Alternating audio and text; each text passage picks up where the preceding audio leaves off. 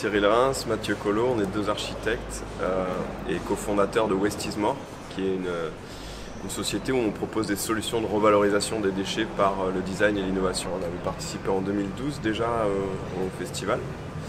On avait fait une installation dans un des hôtels particuliers. Et là, Elodie nous a contactés pour faire le pavillon d'accueil. Donc voilà, on a proposé une structure un peu spécifique. Donc la conception, ça allait très vite, la réalisation un peu moins. Parce qu'il y a eu pas mal d'itérations, donc forcément c'est autoportant. Hein. L'idée c'était ça, c'était de travailler vraiment sur la structure, donc ça marche vraiment comme une arche en pierre. C'est une matière assez flexible. Et du coup, voilà, les arches, au départ ça devait être un peu plus grand, puis on a revu un peu à la baisse parce que voilà, simplement c'était trop souple. C'est pour ça qu'on a rajouté des bandes qui rigidifient un peu, mais voilà. Ouais, ces bandes en fait, elles nous ont surtout permis lorsqu'on lève les arches, qu'elles se déstructurent pas, quoi. Ces bidons en fait, ce sont des déchets issus d'hôpitaux.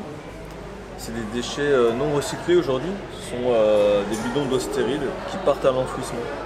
Et nous on avait identifié ce gisement et on s'est dit que c'était dommage de voir tant de plastique d'une superbe qualité en plus partir à la benne et ne pas être recyclé. Donc l'idée de ce pavillon, c'est de montrer que avec des déchets, en fait, on peut encore générer des objets jolis. On peut redonner de la beauté à des objets qui sont voués à être moches, puisque voués à partir à la benne.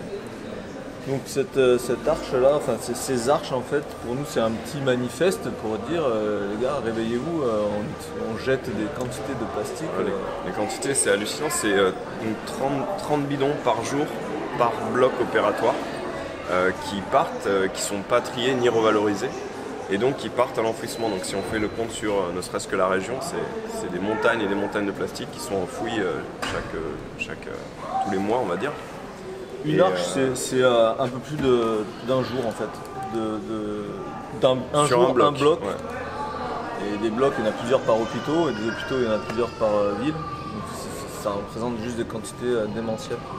Et nous, on a vocation, on aimerait bien en tout cas récupérer cette matière première pour en faire un jeu. En fait, on crée des jeux notamment dans notre société. Et on a le premier jeu qui s'appelait Clip It, était fait à partir de bouchons recyclés. C'est un petit clip qui permet d'assembler les bouchons les uns avec les autres.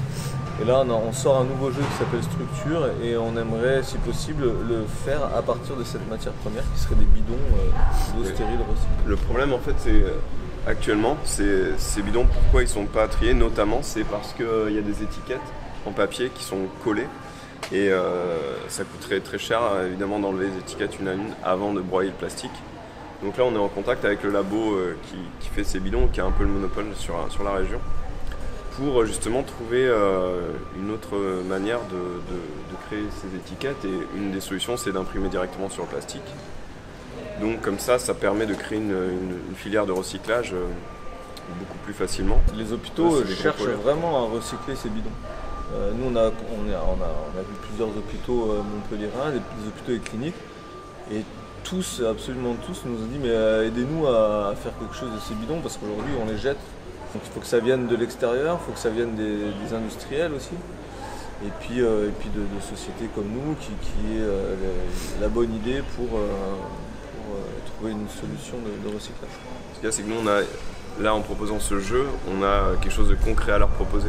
On ne va pas dire, voilà, on voudrait recycler vos bidons parce qu'on veut les recycler. On a une vraie application derrière, et du coup, ça, je pense que c'est aussi ça qui va les intéresser pour...